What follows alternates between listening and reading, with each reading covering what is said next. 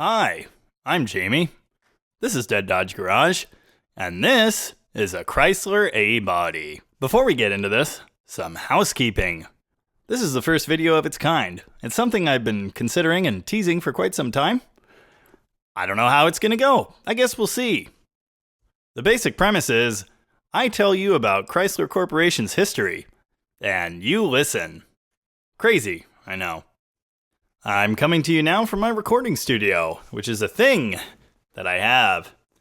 And believe me when I say that the irony of owning professional recording equipment, but recording all of my stuff through an iPhone microphone, not lost on me. But I do find it hilarious. Please note that this is nothing like a complete history, professional, thorough history, or really like a good retelling of historical events. It's just a story.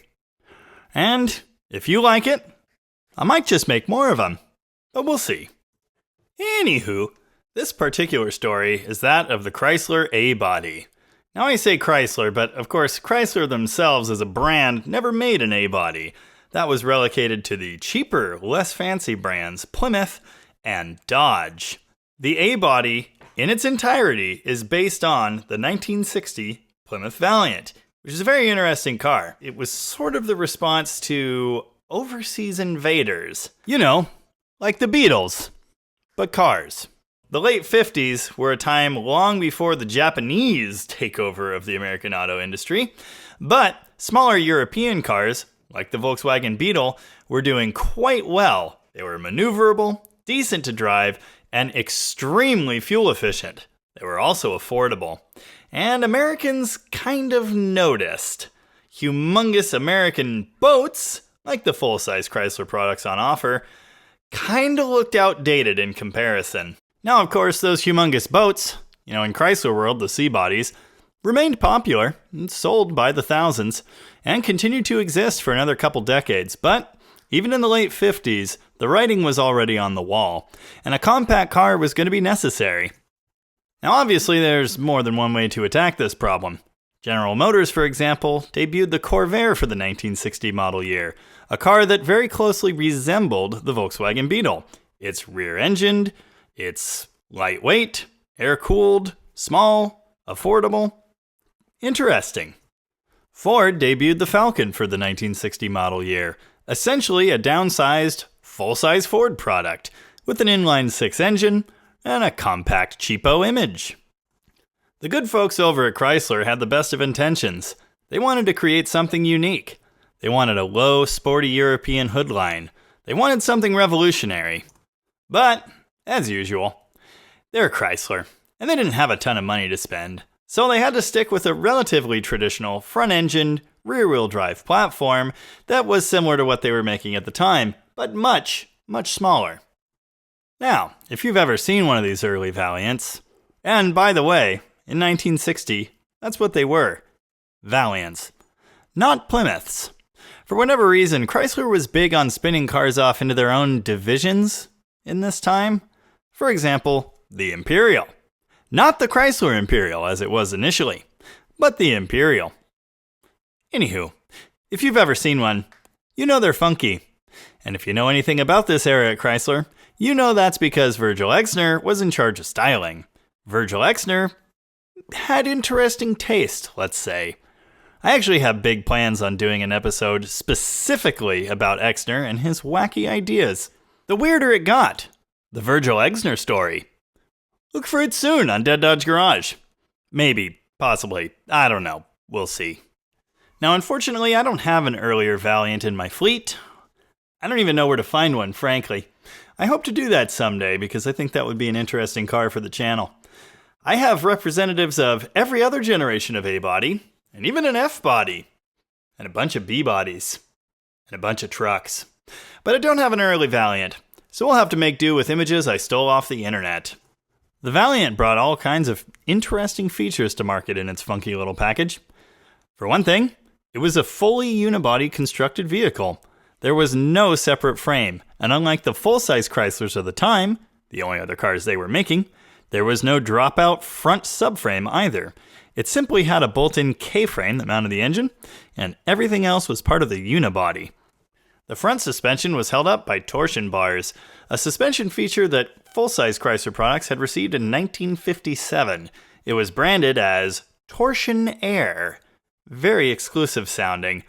Now, torsion bars are a part that would be used at Chrysler Corporation for many years to come. It's a really simple device.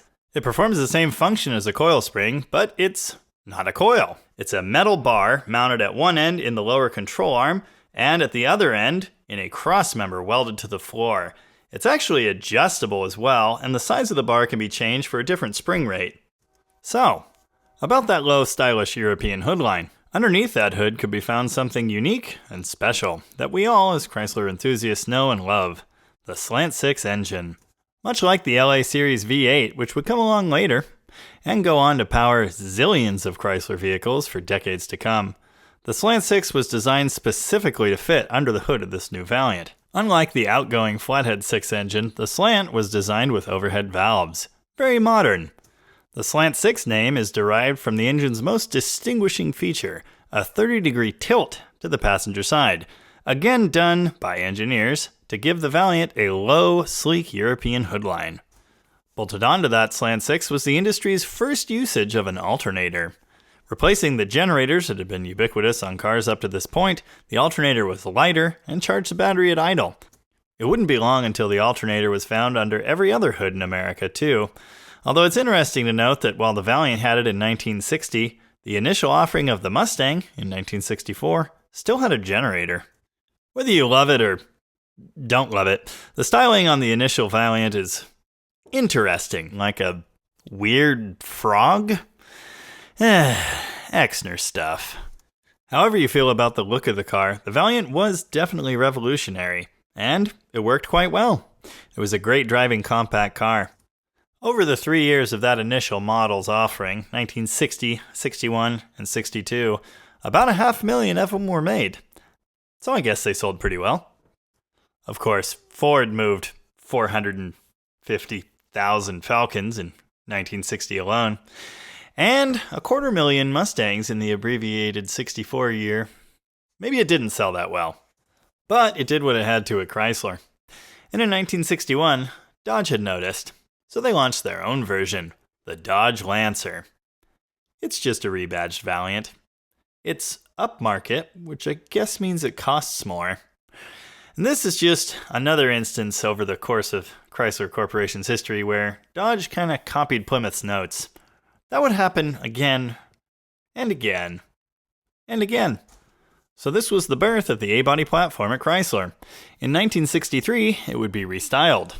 Much like other cars around this time, all of the Exner was taken out of it. The 63 cars, well, curvy in certain places, were much simpler, straighter lines, toned-down designs. And we have new Chrysler head designer Elwood Engel to thank for that. Which I do. I like straight, boring lines. The second generation of the A-body ran from 63 to 1966. In 1963, the A-body Dodge car was called the Dart. That name had actually been used on previous models, and even pickup trucks. Unlike the earlier Lancer, the 63 Dart was actually quite a bit different than the Valiant it was based on. It had its own front-end design, its own taillights, etc. In spite of this, the Dart and Valiant still remained largely the same car. They shared a chassis, they shared door skins, they shared mechanical pieces, and many other important things. Now I say they shared a chassis, and by that I mean largely shared a chassis. The wheelbase of the Dodge car was actually a couple inches longer than the Plymouth car. And by a couple, I mean 3, with the Valiant wheelbase measuring at 108 inches, and the Dodge Dart 111. But they shared frame rails, suspension, floor panels, other important structural bits were all the same. Now remember that note about sharing door skins, because that's going to be important later. For the 1963 model year, the A-body was still only powered by Slant 6s. For 1964, something much more exciting came along, the 273 LA Series V8 engine.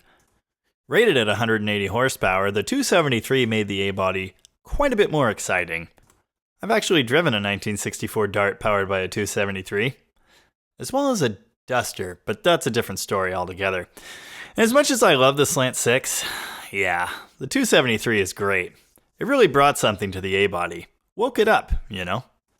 At this time, Darts and Valiants were both available as a 2-door sedan, 4-door sedan, 2-door hardtop, 2-door convertible, and a station wagon. Before long, the Valiant would lose those sportier body styles, leaving sedans. Only sedans. In 2- and 4-door at first, but soon enough, 4-door alone. But for the 64 model year, with other sporty compacts coming to the market from other manufacturers, Plymouth did come up with the Barracuda, a fastback version of the Valiant. That's a neat car. I currently own one of those. It's called the Garbage Can Cuda, and it's interesting for a couple of reasons. First, it's a piece of garbage. Second, it has a 1966 Dodge nose bolted onto it, because that is a thing you can do. Because these cars shared the door skin and the cowl design, you could bolt a nose off of any 63 to 66 A-body onto any other 63 to 66 A-body. It's really interesting engineering. Also kinda lazy. And with that nugget of information, a couple later A-body models suddenly start to make sense, but I'm getting ahead of myself. Thankfully, Chrysler Corporation would not let Dodge copy the Barracuda directly, instead prompting them to bring the Charger to market. So a lot of good came out of that. Oh, so all's well that ends well. Over the course of the 63 to 66 generation, there were only minor styling changes. For example, the downward swoop line on the Valiant got smaller and then disappeared altogether by 66, replaced by a straight boring line instead. The 63 and 4 Dart had a round rocket-looking taillight and a rounded fender and headlight surround area to match. For 65, they got a split oval taillight and a flatter, more boring front grille and hood. For 66, they got a larger, more modern style bumper, although, incidentally, the quarter panels of the car didn't change, and under that larger bumper, you can still see the indentations that were there for the earlier style. Throughout this entire generation, the only engines that were available were a 170 Slant 6, a 225 Slant 6, and the 273 V8. The other engines being produced by Chrysler at this time, the B engines, such as the 383, and of course the larger 413, simply did not fit. But all of that would change with the 1967 redesign, and things would get even more exciting. The 67 Dart and Valiant were simple designs. They featured straight, uninterrupted body lines from nose to tail. These cars would form the basis of the muscle-era A-bodies, cars we all know and love. At least I do. Much like the previous second generation of the A-body, the 67 Valiant and Dart were very similar, but not the same. They had distinct tail-end features, distinct noses, but they shared drivetrains, chassis components, and the like. Much like the previous generation of the A-body, the Valiant and Dart still shared a door skin and a cowl. In this third generation of A-body car, which would last from 1967 until the end in 1976, the front frame rails were moved apart a couple inches. Thus, the B engine, the 383, fit. So, it could be found as a factory option in the 67 Dart and in the 67 Barracuda, a car which, unlike the Dart and Valiant, was unique. It had its own doors and everything. In my mind, the Dart and Valiant are almost the same thing. Despite the differences in the body parts and the differences in the wheelbase, I just think of them as the same car. But the Barracuda was special. Every piece of sheet metal on the Barracuda, except for the cowl, was unique. And that's kinda cool. The Barracuda could be had as a 2-door fastback, a 2-door notchback coupe, or a convertible. In 67, the Valiant lost the 2-door hardtop and convertible body styles to the Barracuda and to the Dodge Dart. For this third generation of the car, year-to-year styling changes were the name of the game. The grills would be updated, side markers were added in 68, and then redesigned in 69, and then redesigned in 70, and then redesigned again in 72. But it's interesting to note, for example, the Dodge Dart, if you were to cut in front of the rear side marker and behind the front side marker, everything between those two cuts stayed almost exactly the same from 67 to 76. I think we can all agree that the later 73 to 6 cars are slightly less attractive, and some may not even like the look of the 70 to 72, although personally, I find them quite appealing. The 70 Swinger is Possibly my favorite A-body of all time. And I say that as someone that owns a Demon, and a Barracuda, and another Barracuda. Anyway, being square in the muscle car era, horsepower was also the name of the game. And these cars started getting pretty exciting right around 1968. I haven't really talked about submodels at all. I think that's because on the A-body they mostly don't mean anything. Like you could buy a Dart GT, Grand Touring or whatever, and you might think that means, ooh, performance engine, and then find a 225/6 under the hood. Like that 65 convertible I did a video on a couple weeks ago. No, the trim levels like V100 and V200 and Signet on the Valiant don't really mean anything important. Okay, I do have to mention the Barracuda Formula S. That was cool. But in 1968, we got the Dart GTS, powered by the 340. New for 68, the 340 was something special. It was a high compression, high revving small block V8, much angrier than the 273. The 340 is the stuff of legends. It would stick around through the 1973 model year, and then it was gone. With a well-earned reputation as a big block killer, the 340 turned the small A-body car into a rocket ship. Now sure, the 383 was available, but it weighed a good bit more. And honestly, the horsepower difference between the two? Not that much. Put the big 383 in the A-body, and you've got a nose-heavy car that does cool stuff, admittedly. Just go check out that one that Jay Leno reviewed in a video recently. I love that. Conversely, put the 340 in a bigger, heavier car like a B-body. Not as impressive, especially when you've got ample room in there for, 440s and Hemis. Not that they didn't fit in the A-body. In fact, I guess now would be a great time to mention the special Hurst-built LO23 Dart, equipped with a 426 Hemi between the fender wells, barely, which required a hammer. It was something very special indeed. They were produced in very small numbers, and intended exclusively for racing competition, not to be driven on the street. They had no warranty, and they came with a letter that said as much. There was also a Barracuda equivalent. Much could be said about the legend that is these 426 Hemi-powered A-body cars. In fact, there's probably enough there for an entire video, but that's a story for another day. The 340 engine in the compact A-body, magic. So at this point, the Valiant, the original hero of the story, was just a cheap compact, reliable transportation, family cars. There was no sporty performance Valiant. There was a Barracuda, Formula S, which could be had with that 340 or the 383. This situation would continue into '69, with the same models essentially being available. There was a Dart Swinger, and now there was a Barracuda Cuda. But other than some small styling changes and those random names that mean nothing, the cars were essentially the same. The drivetrain options were essentially the same. Now I do have to mention the rare and limited production M-Code 440 powered 1969 Dart, or someone will yell at me. They weren't a regular production vehicle, they were all dealer ordered, special. Very nifty. And, like the Hemi car, there was also a Barracuda equivalent. I've just realized I haven't said anything about transmissions this entire time. Torque Flight automatics, 3-speed manuals, 4-speed manuals starting in 1964, and that's it. Also, it's suddenly become important for me to mention how many teeth-clicking noises I have to edit out of all of my videos. You're welcome. For 1970, the A-body scene changed a little bit. For one thing, the Barracuda was gone as it moved to the E-body platform. With the Challenger. Yet another example of Dodge copying Plymouth's homework. Soon to be lacking a small A-body car with any type of sporting pretensions, Plymouth got industrious, and much like they had done with the Barracuda for 1964, they transformed the two-door Valiant into the Duster. While not a fastback like the original Barracuda, it was a fastback-adjacent design. The front-end sheet metal and the doors were exactly the same as the Valiant. The roofline was unique. The roof was actually narrower, requiring curvier side glass and a skinnier windshield at the top.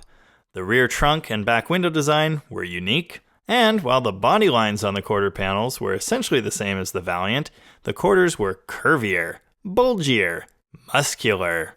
It should be noted that the rear axle was still exactly the same, and the factory tires were well inside of those new wider quarter panels. Chrysler. I'm gonna need someone to explain to me how and why Uncle Tony just released a video about A-body, mostly dusters and twisters, history in the middle of me making this one. Maybe one of us is psychic. Or psycho. In any case, the new Duster served to make the offering of A-bodies at the local Plymouth dealers exciting once again. In many ways, the Duster served the same purpose as the Valiant. Small, reliable, affordable transportation with a slant 6 or a 318. But there was a sporty version, the Duster 340. Our favorite giant-killing small block was back for its third year and now under the hood of the Duster. What a cool combination that was. On the Dodge side of things, there was a redesigned 1970 Dodge Dart, and the 340 could be found there in the Swinger 340. Again, an exciting car in my book, but not as exciting to the general car-buying public. While 120,000 Swinger two-doors were sold, 220,000 Dusters were sold. And wouldn't you know it, the good folks at Dodge noticed. So in 1971, once again a Plymouth design became a Dodge design, with the arrival of the Dodge Demon. The Demon was a special car. It was a Plymouth Duster with a Dodge Dart nose bolted onto it and special taillights. Other than that, nothing changed. I don't know that we can call this exercise a rousing success. In 71, 217,000 or so Dusters were sold. Meanwhile, only about 80,000 Demons found homes. Among those 80,000 Demons were 10,089 Demon 340s. I have a special affinity for the Demon 340 because, well, I own one. It's in original paint, and it happens to be one of 2,051 or so 4-speed models. Much like the RTB bodies, these 340 cars usually had big garish stripes on the side, denoting them as special. However, it was possible to delete them, as was done on my car. It's just a plain, no-nonsense, stripped-down looking A-body that packs a punch. Now, the Duster 340 was also fancied up for 1971 with a new blackout treatment and the arrival of the Shark Tooth Grille. The Shark Tooth Grille is something special. It's a really neat design. Probably the coolest grille that ever found its way to an A-body. And it wasn't exclusive to the 340 car either for 71. The Duster Twister, a car that looked like a Duster 340 but wasn't, could also be had with the Shark Tooth Grille. That Uncle Tony video I mentioned is all about that, so if you want to know more, go watch his video. Another fresh, shiny new model joined the A-body party in 71, the Plymouth Scamp. Much like the Demon was a Duster body with a Dart nose, the Scamp was a Dart body with a Valiant or Duster nose. It still rode on the Dodge wheelbase and shared everything else with the Dart. The thinking was it would be a suitable replacement for the two-door Valiant, which no longer existed, a more conventional square roof car than the curvy Duster. Much like the two-door Valiant it replaced, there was never a sporty variant of the Scamp. Doesn't really seem like a fair trade for the Demon, does it? 1971 was really the beginning of the end for the muscle car party. The 340 was one of few engines hanging on that was still high compression and lots of fun. Although it had lost its special exhaust manifolds, it was still quite a contender for 71. Mid-production 1971, the 340 lost its hemi-orange paint, becoming blue, like the boring engines. In 72, the compression of the 340 was lowered, and mid-year 72, the forged crank went away in favor of a cast crank. It held on for one more year after that, 1973, and it was gone. I've owned a Swinger powered by a late cast crank 340, and I must say, it was still quite impressive. But it certainly wasn't as impressive as it had been before, in those wonderful, magical years, 68 to 71.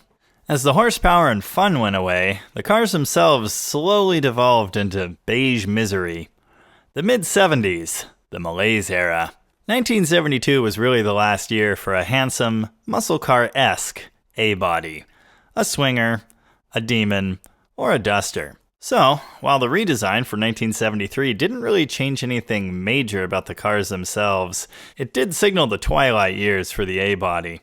These cars were already being cheapened as much as possible back in the early 70s. In earlier A-bodies, Plymouth and Dodges had their own distinct gauge cluster. In 1972, all A-bodies across the board received the boring Plymouth gauge cluster, and that included the 340 cars, which previously had used a rally gauge cluster borrowed from the 67 to 69 Barracuda. That's a handsome piece. The 73 redesign brought a pokey beak look to the front of the Dart. Personally, I quite like the 73 and 4 nose, having owned a couple of those cars over the years. It's one of those things that grows on you, I suppose. They just do not have the character and presence of the earlier darts. Things were a bit better over at Plymouth. While they also got a pointy nose design, the hood sort of had a bulge to it that matched that. It's cool, in a mid-70s sort of way. Now, of course, all Plymouth A-bodies shared this nose, the Valiant, the Duster, and the Scamp. The Duster in particular was fairly well received. Including export cars, 250,000 1973 Dusters were built. Back in the bad old days, I actually owned an original burnt orange slant 6 automatic black interior 73 Duster. It went on to become my brother's first car, with a 273 automatic and a crappy flat black paint job. These 73 A-bodies really were cheap everywhere they could be. The upper door panels? Plastic. The headliners? Cardboard. They all shared that same dash. They shared every piece possible to keep costs down.